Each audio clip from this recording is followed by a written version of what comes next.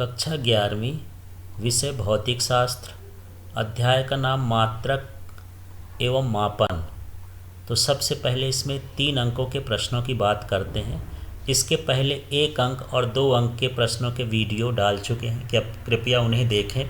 तो इसमें देखते हैं पहला प्रश्न, एसआई मात्रक पद्धति के सभी मूल राशियों एवं इनके मात्रक लिखिए। तो यहाँ पर ये लंबाई का मात्रक मीटर, इसका संकेत होता है यम। द्रव्यमान का मात्रक किलोग्राम का संकेत केजी। समय का मात्रक सेकेंड का संकेत एस। विद्युत धारा का मात्रक एम्पियर का संकेत कैपिटल ए। इसको कैपिटल ए से दर्शाना है। वैज्ञानिकों के नाम से जो मात्रक रखे गए हैं उनको कैपिटल से दर्शाते हैं। इसके बाद ये ताप का होता है केल्विन और इसे दर्शाते हैं कैपिटल के से। फिर पदार्थ की मात्रा, इसका हो गया मोल और ये संकेत हो जाएगा MOL। अब हम बात करते हैं यहाँ पर ज्योति तीव्रता। तो ज्योति तीव्रता का होता है कैंडला और इसको दर्शाते हैं CD से।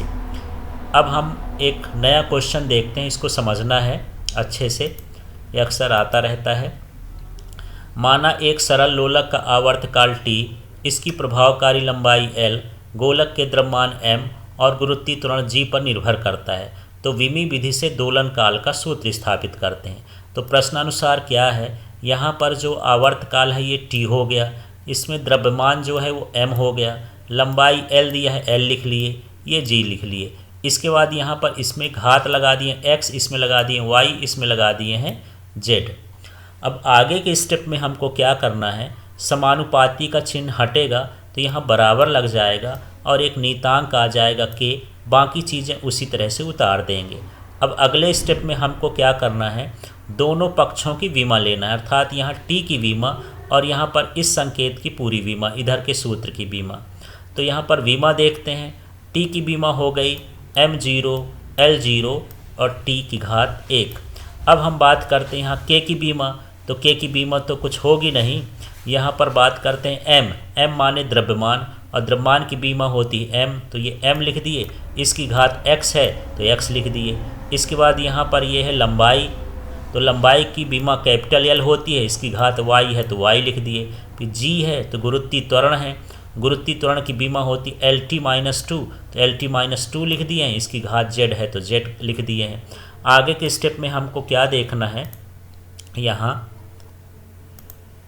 कि ये M0 L0 T1 इसी तरह से उतार दिए हैं। ये X का जब हम गुणा कर देंगे तो अंदर चला जाएगा, तो ये हो जाएगा M की घात X।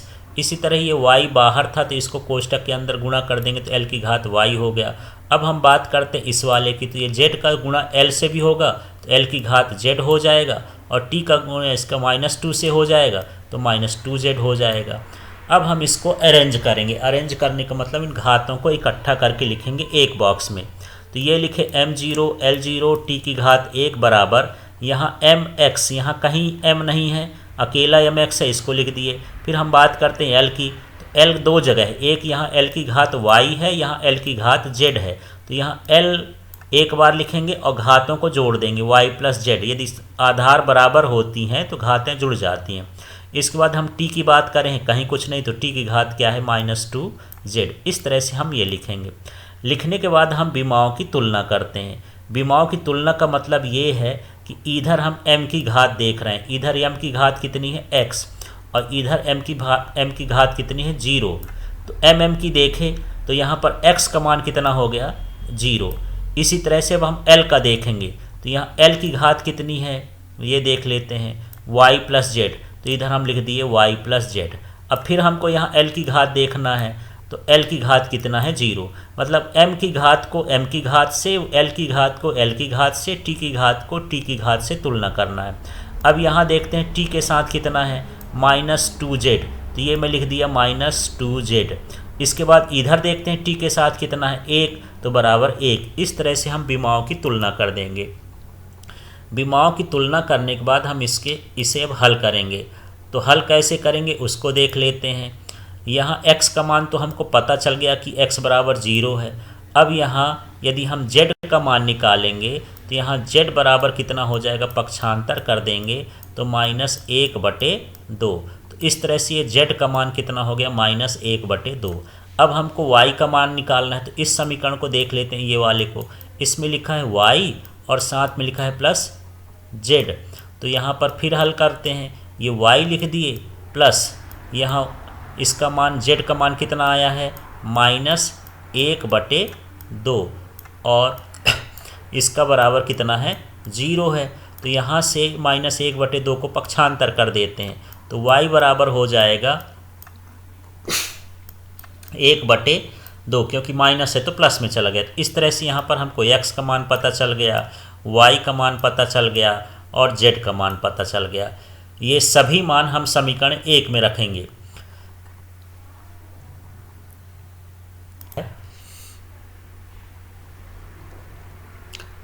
यहाँ t की जगह t लिखे हैं, देखते जाइएगा। इसमें हमको रखना है, तो हम रख दिए t की जगह t, फिर ये लगा दिए बराबर, फिर लिखा है ये k, तो k लिख दिए, फिर लिखा है m, तो m लिख दिए। फिर x का मान कितना यहाँ आया था हमारा 0, ये x बराबर 0, तो यहाँ ये लिख दिए। फिर ये लिखा ly, तो ये लिख लिए l, और y का मान कितना आया 1/2, तो यहाँ कर दिए 1/2। इसके बाद यहाँ पर क्या है g, तो यहाँ लिख दिए g की घात कितनी आई -1/2। तो इस तरह से हम ये रख दिए। जब हम इसको रख देंगे तो t बराबर यहाँ हो जाएगा k। यदि किसी संख्या की घात 0 हो तो उसका मान 1 होता है, तो यहाँ पर हम उसको नहीं लिखेंगे 1, यहाँ पर लिख देते हैं सिर्फ l और अपॉन में क्या लिख दिए g, क्योंकि ये घात माइनस में है तो नीचे आके किस में हो जाएगी प्लस में। अब दोनों की घात 1/2 है, तो हम इसको 1/2 इस तरह से लिख सकते हैं। अब यदि हम 1/2 हटाएंगे तो हम रूट लगा देंगे, तो ये डायरेक्ट लिखा हुआ t बराबर k√L/g, यही चीज़ लिखा हुआ है। तो इस तरह से हम दोलन काल, लंबाई और गुरुत्वीय त्वरण के बीच संबंध निकाल सकते हैं विमी विधि से। आगे का देख लेते हैं। इसमें 1 जूल कार्य को विमी विधि से अर्ग में परिवर्तित करिए। तो इसमें अर्ग में कैसे परिवर्तित करेंगे समझते हैं। सबसे पहले तो कार्य की विमा लिखना है। ये होता है mL2t-2।